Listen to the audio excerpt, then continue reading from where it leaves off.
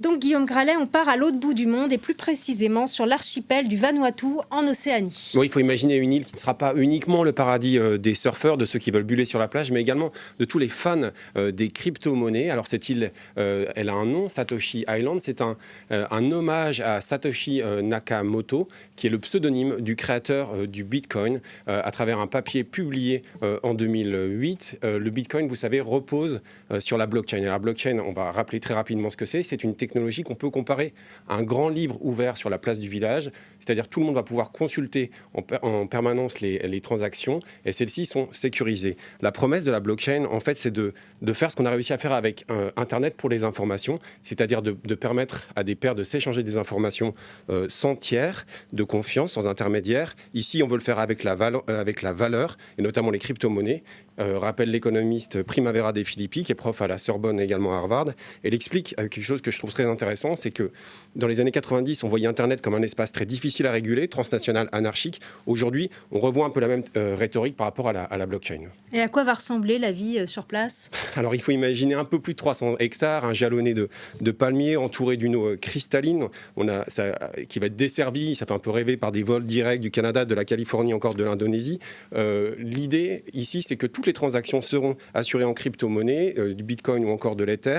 Les organisateurs expliquent que 50 000 personnes sont déjà intéressées pour aller y habiter à partir de 2023. Mais tout ceci a un prix. Il faudra compter au minimum 60 000 $ pour chaque petite maison. Et puis, surtout, alors qu'on nous promet une démocratie basée sur la blockchain, malgré l'accord du Premier ministre de la République du Vanuatu, il faudra vraisemblablement gagner la nationalité de l'archipel, ce qui coûte au minimum 150 000 $.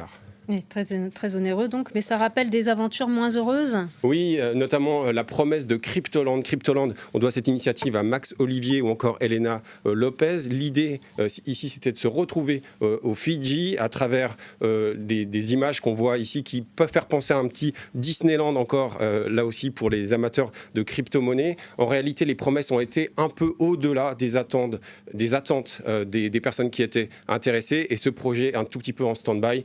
Il va surtout se dérouler aujourd'hui dans le métavers. Il y a eu un autre naufrage, littéralement cette fois-ci, d'un bateau qui s'appelait Satoshi, là aussi, en hommage également à l'inventeur du Bitcoin. C'était pas moins de 250 mètres de longueur.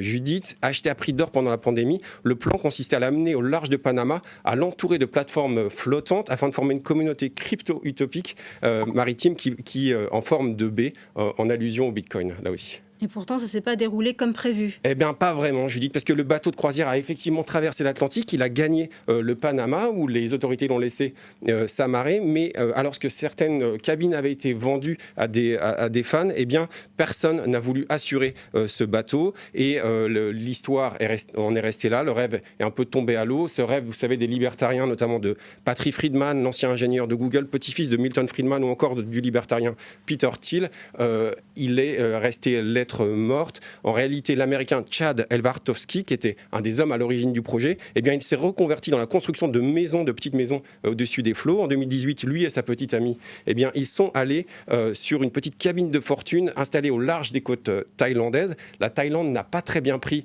la chose. Elle a considéré que c'était une menace pour sa souveraineté. Et face aux menaces de prison et de peine de mort, eh bien, Chad Elvartovsky a décidé de rentrer sur Terre. Il promet de nouvelles aventures bientôt. Alors globalement, cet univers de la crypto-monnaie, il est à part et parfois aussi inaccessible. Oui, alors ces fans le comparent souvent à un univers aussi passionnant, si vous voulez, que le terrier du lapin blanc dans Alice au Pays des Merveilles. C'est un monde un peu sans dessus-dessous, étrange quand on l'observe de l'extérieur, qui peut être envoûtant lorsqu'on s'en approprie les règles. Ce que je pense, c'est qu'il faut en garder un peu le meilleur, le rêve de la décentralisation, de la réappropriation du web face à certaines big tech, mais il faut faire attention qu'il soit bien inclusif. C'est pas toujours le cas. Et à ce titre, il faudra suivre les régulations et les discussions pour encadrer cette blockchain, notamment voulue par Bruxelles, pour qu'elle bénéficie à tous. Voilà, c'est la fin de Tech 24. Merci beaucoup, Guillaume Gralet.